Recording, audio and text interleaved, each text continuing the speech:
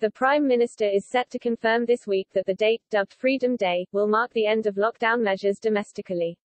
The Sunday Express understands that he will say that people will have to learn to live with COVID, as they do with other diseases such as flu. The new approach comes after Matt Hancock resigned as Health Secretary and replaced him by Sajid Javid. Mr. Javid made it clear last week in his first statement to the Commons that he does not want to delay beyond July 19 to end lockdown. The Prime Minister will this week flesh out the details about the exit plans.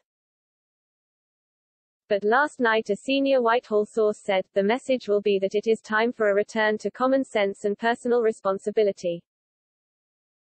It is understood that the government's 4 tests for lockdown are being met with the current data which show infections are going up but hospitalizations and death remain low. Essentially the vaccine is working, the source said. This means we can go ahead on July 19 as planned. It is also understood that the Prime Minister's desire for a permanent end to lockdowns makes a winter shutdown highly unlikely, meaning Christmas should not be disrupted. The source said, of course you can never absolutely guarantee against lockdowns in the future, but barring an extreme variant the plan is not to go back to them and for people to learn to live with the virus and obviously take sensible precautions themselves. The vaccine has severed the link between the virus and hospitalization and deaths, so as things stand we will not need to go back to lockdowns.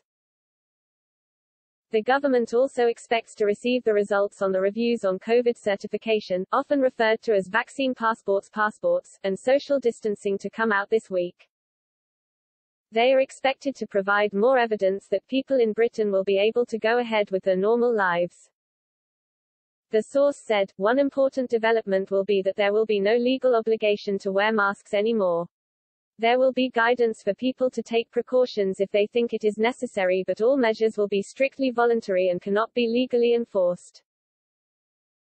So for example, people will be allowed to travel on the tube without a mask, but if someone feels safer wearing one then they can continue to do so.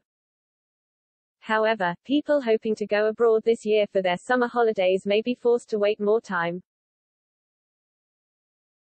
Last night Downing Street cautioned against reports that double-vaccinated people would be exempt from quarantine.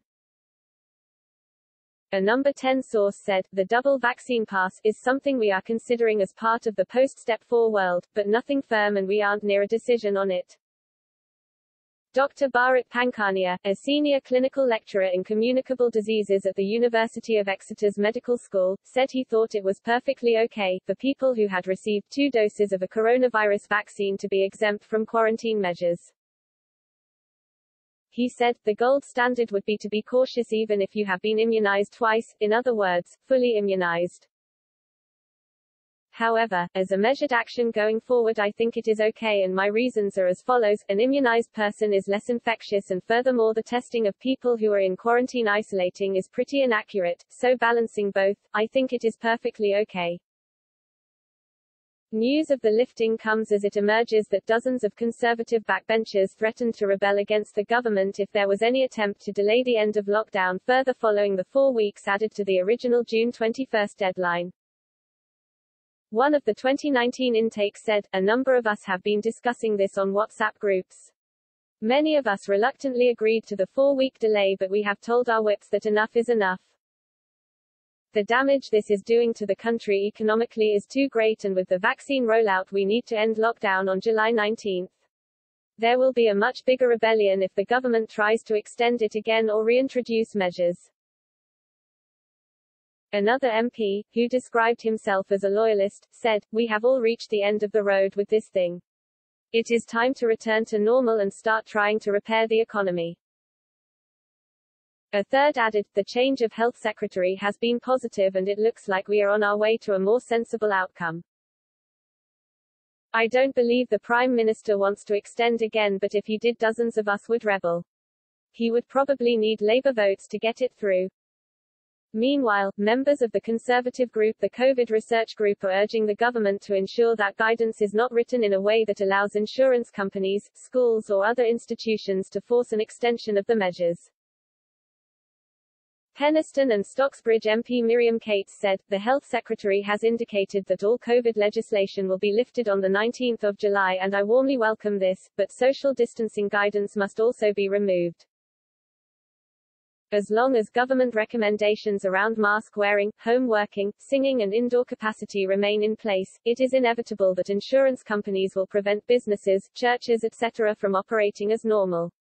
COVID is no longer a significant threat. We must return to a situation where individuals, not the government or big organizations, make their own decisions around risk. Some doctors have urged the government to keep some restrictions in place in England after July 19 in a bid to stem the rate of infection. The British Medical Association (BMA) said that keeping some protective measures in place was crucial to stop spiraling case numbers having a devastating impact on people's health, the NHS, the economy and education. And yesterday, a professor in health psychology suggested that even if politicians are getting weary of lockdown, the public still understand the importance of the restrictions. Robert West, of University College London and who sits on the SPIB government advisory team, said, "What has been really interesting throughout this pandemic is that we've heard right from the beginning about pandemic fatigue and people getting weary and so on. But when you look at people's behavior and also their attitude, what you see is something very different."